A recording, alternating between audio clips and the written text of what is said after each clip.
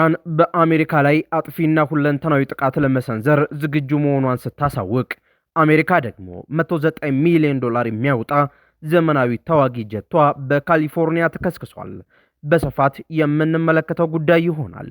በሌላ በኩል ደግሞ የቀይ ባህር የነዳጅ መስመር ተዘግቷል።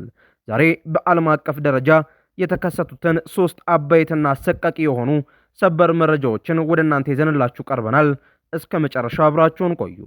እናንተ ደግሞ ቪዲዮዎቻችን ወደ ብዙ አድማጭ ተመልካቾች ይደርስ ዘንድ ቪዲዮውን ላይክ፣ ኮመንት እና ሼር በማድረግ ጀምሩት። አዲስ የሆናችሁ ደግሞ ቻናላችንን ሰብስክራይብ በማድረግ ዓለም አቀፋዊ ተአማኒ መረጃዎችን ያገኙ።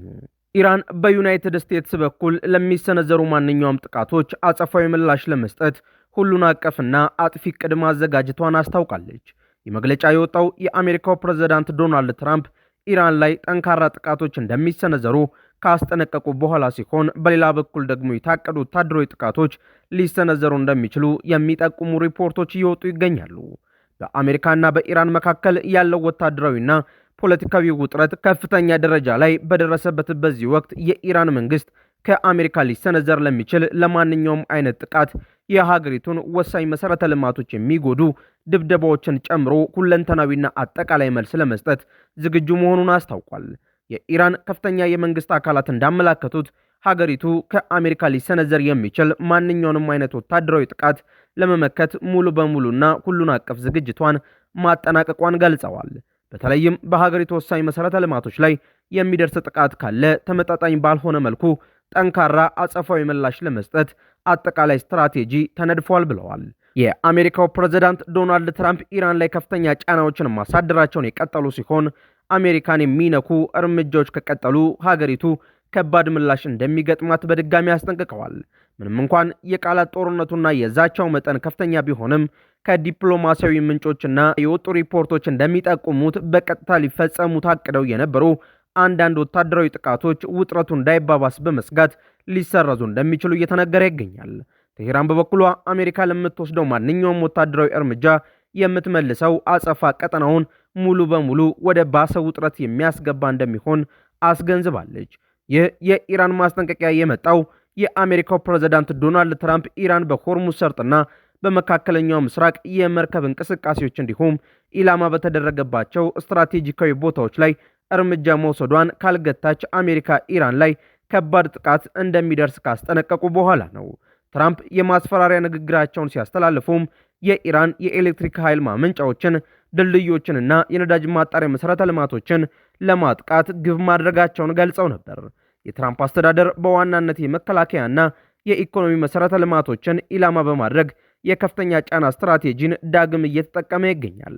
ፕሬዝዳንቱ ቀጥተኛ ወታደራዊ ኃይልን እንደ ማስፈራሪያ በመጠቀም ኢራን በሆርሙዝ ሰርጥ ላይ የምታደርገውን የባህር ኃይል ቁጥጥር እንድታላላና በኒውክሌር ፕሮግራሟ ላይ ስምምነት እንድትደርስ ለማስገደድ ይፈልጋሉ። ኢራን በበኩሏ ሁለንተናዊ ምላሽ እንሰጣለን ማለቷ አሜሪካ ጥቃት ካደረሰች ግጭቱ ወደ ተወሰነ ወታደራዊ ቦታ ብቻ እንደማይወሰንና የአሜሪካን ቀጠናዊ ጥቅምና የአጋሮቿን መሠረተ ልማት እንደሚነካ መልእክት ማስተላለፏ ነው። ይህ የኢራን አቋም አሜሪካን ከጥቃት እንድትቆጠብ የመከላከል ሰፊ ሚና ይጫወታል።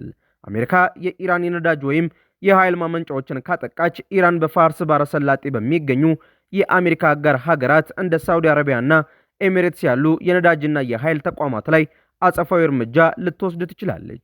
ይህ ደግሞ በዓለም አቀፍ ደረጃ የነዳጅ ዋጋ እንዲያሻቅብ እንዲሁም የምግብ ምርቶች አቅርቦት ሰንሰለት እንዲስተጓጎል ያደርጋል።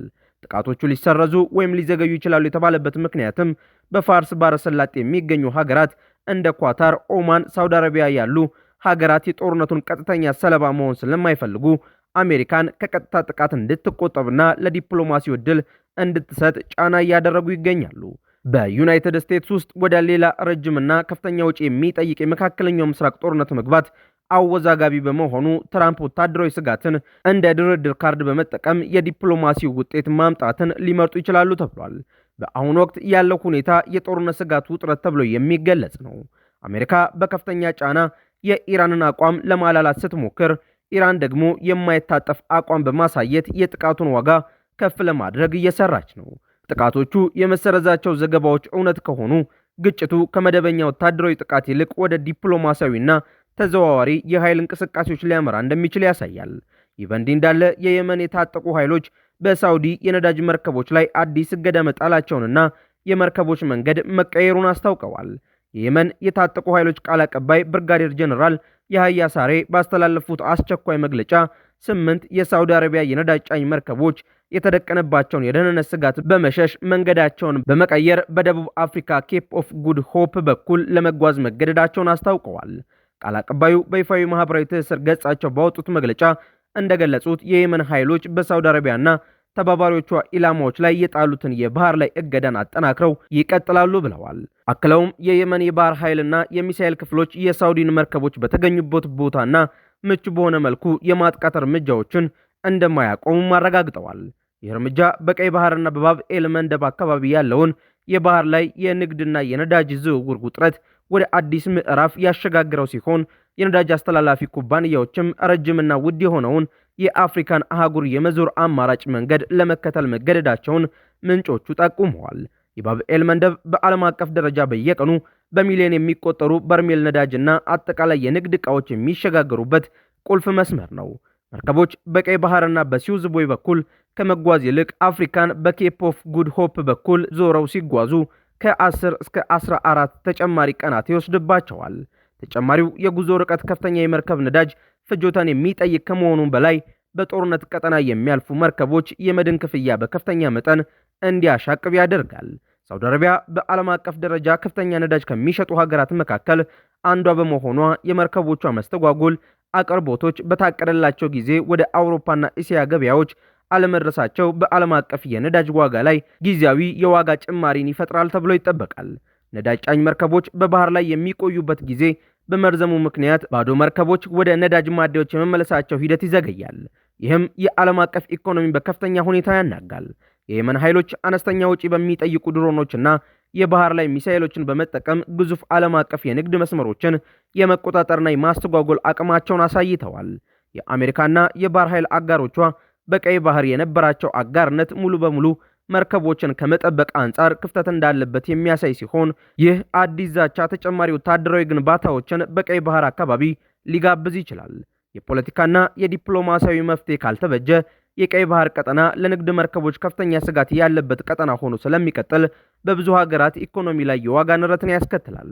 ሳውዲ አረቢያና ሌሎች የገልፎ ሀገራት ነዳጃቸውን የሚያጓጉዙበትን አማራጭ የየብስ የቧንቧ መስመሮችን በጥብቅ እንዲያስቡና እንዲያስፋፉ ያስገድዳቸዋል ተብሎ ይጠበቃል። በሌላው ሰበር መረጃችን ደግሞ የአሜሪካው F-35B የተሰኘ ተዋጊ ጀት በካሊፎርኒያ መከስከሱ ተሰምቷል። የአሜሪካ የባህር ኃይል ይፋ ባደረገው መግለጫና ከአሶሺየትድ ፕሬስ እንዲሁም ከሲቢኤስ ኒውስ የተገኙ የዜና ምንጮች እንደዘገቡት አርብ ዕለት በካሊፎርኒያ ግዛት ሳንዲያጎ በሚገኘው የሚራማር አየር ኃይል ጣቢያ አቅራቢያ F-35B የተሰኘ ዘመናዊ ተዋጊ ጀት መከስከሱ ተገልጿል። የአሜሪካ የባህር ኃይል ባወጣው መግለጫ እንደገለጸው የጀቱ አብራሪ አውሮፕላኑ ከመከስከሱ በፊት ራሱን ከጀቱ ማስወጣት ችሏል ሲል አስታውቋል። ፓይለቱ አነስተኛና ለሕይወቱ አስጊ ያልሆነ ጉዳት እንደደረሰበት የተገለጸ ሲሆን በአካባቢው ወደሚገኝ የሕክምና ማዕከል ተወስዶ ሕክምና እያገኘ መሆኑ ተነግሯል። አደጋው የደረሰው አርብ ጠዋት ላይ ሲሆን በሶስተኛው ባህር ኃይል ስር የሚገኘው የኤፍ-35 ቢ ጀት ወደ ማረፊያው ማዕከል እየተቃረበ በነበረበት ወቅት ነው የተከሰከሰው። በአካባቢው የነበሩ የዓይን እማኞች እንደገለጹት ተዋጊ ጀቱ ከመሬት ጥቂት ሜትሮች ከፍታ ላይ እያለ ፍጥነቱን ለመቀነስና በአየር ላይ ለመንሳፈፍ ሲሞክር ፓይለቱ ራሱን እንዳስመለጠ የገለጹ ሲሆን ጀቱ ከመሬት ጋር በተጋጨበት ወቅት ከፍተኛ እሳት እንደተፈጠረ ገልጸዋል። ከአደጋው በኋላ የተነሳውን እሳት ለመቆጣጠር የሳንዲያጎ እሳት አደጋ ተከላካዮችና የወታደራዊ ጣቢያው አደጋ ተቆጣጣሪዎች በቦታው ተገኝተው እሳቱን በቁጥጥር ስር መዋላቸው ተነግሯል። የአሜሪካ የባህር ኃይል አደጋውን ክላስ ኤ በማለት ፈርጆታል። ይህም ከአቪዬሽን ሕግ አንጻር $2 ሚሊዮን በላይ ውድመት የደረሰባቸውን ወይም አውሮፕላኑ ሙሉ በሙሉ የወደመባቸውን ከባድ አደጋዎች የሚገልጽ ነው። የኤፍ-35 ተዋጊ ጀት በሶስት ዋና ዋና አይነቶች ማለትም ኤፍ-35ኤ፣ ኤፍ-35ቢ እና ኤፍ-35ሲ የሚመደቡ ሲሆን አደጋው የደረሰበት ኤፍ-35ቢ እጅግ ውስብስብ የኢንጂነሪንግ ውጤት ነው። ኤፍ-35ቢ በአጭር ርቀት መነሳትና እንደ ሄሊኮፕተር ከቆመበት ወደ ላይ መነሳት ወይም ቀጥ ብሎ ወደ ታች ማረፍ የሚያስችል በሮልስ ሮይስ የተሰራ ከፍተኛ ቴክኖሎጂ ሊፍት ፋን ኢንጂን አለው። አውሮፕላኑ አየር ላይ ቆሞ ለማረፍ በሚሸጋገርበት ወቅት የኮምፒውተር ሶፍትዌሩና የኢንጂኑ ግፊት እጅግ ከፍተኛ ቅንጅት ይፈልጋሉ። የአይን ምስክሮች እንደገለጹት አደጋው የደረሰው አውሮፕላኑ ፍጥነቱን ቀንሶ ለማረፍ በሚዘጋጅበት ወቅት በመሆኑ የሶፍትዌር ወይም የሜካኒካል ችግር ሊሆን እንደሚችል የመጀመሪያ ደረጃ ግምቶቹ ያመላክታሉ። አንዲት የኤፍ-35ቢ አውሮፕላን ብቻ 109 ሚሊዮን የአሜሪካ ዶላር ገደማ ወጪ ይደረግበታል። የአሜሪካ መንግስት ቁጥጥር ቢሮ እንደሚያመላክተው የአሜሪካ ጦር ኃይል ከአየርና ከባህር ክፍሎች ጋር በመሆን ከ1800 በላይ ተጨማሪ ኤፍ-35 ጀቶችን ለመግዛትና ለበርካታ አስርት ዓመታት ለመጠቀም ያቀደ ሲሆን የፕሮግራሙ አጠቃላይ ወጪ 2 ትሪሊዮን ዶላር ይጠጋል። ስለዚህ እያንዳንዱ የጀት ውድመት ከፍተኛ የሀብቱ ውድመት ተደርጎ ይወሰዳል። ምንም እንኳን አውሮፕላኑ ሙሉ በሙሉ ቢወድምም የፓይለቱ ህይወት መትረፍ የጀቱን ዘመናዊ ማርቲን ቤከር ኢንጀክሽን ሲቲ ማምለጫ ስርዓት ውጤታማነትን በግልጽ ያሳየ ሆኗል። ኤፍ-35 ከአሮጌ ተዋጊ ጀቶች እንደ ኤፍ-16 ወይም ኤፍኤ-18 ጋር ሲነጻጸር ዝቅተኛ የአደጋ መጠን ያለው ቢሆንም በየጊዜው የሚያጋጥሙ አደጋዎችን ስጋትን ፈጥረዋል። ለምሳሌ እንደ አውሮፓውያን አቆጣጠር በግንቦት 2024 በኒው ሜክሲኮ ሌላ ኤፍ-35 አውሮፕላን መከስከሱና ፓይለቱ መጎዳቱ ይታወሳል። ሚራማር አየር ጣቢያ በታሪክ ቀደም ሲል የባህር ኃይል ቶፕ ገን የበረራ ትምህርት ቤት በነበረበትና በአሁኑ ወቅት የሶስተኛው የባህር ኃይል አቪዬሽን ክንፍ ዋና መምሪያ ጣቢያ ነው። የዚህ አደጋ መከሰት የአሜሪካ ባህር ኃይል የአቪዬሽን ዝግጁነትና የምርመራ ሂደቶች ላይ ከፍተኛ ትኩረት እንዲያደርግ አስገድዷል። ውድ የአውድ ዓለም የዩቲዩብ ቻናል ተከታታዮቻችን አዳዲስ የተሰሙ ሰበር መረጃዎቻችን እነዚህን ይመስሉ ነበር። በእነዚህ መረጃዎች ላይ ያላችሁን ሀሳብ አስተያየት በኮመንት መስጫው ላይ አስፍሩልን። አዳዲስ መረጃዎችን በፍጥነት ለማግኘትም ቻናላችንን ሰብስክራይብ ማድረጋችሁንና ለሌሎች እንዲዳረስ ላይክና ሼር ማድረጋችሁን እንዳትረሱ።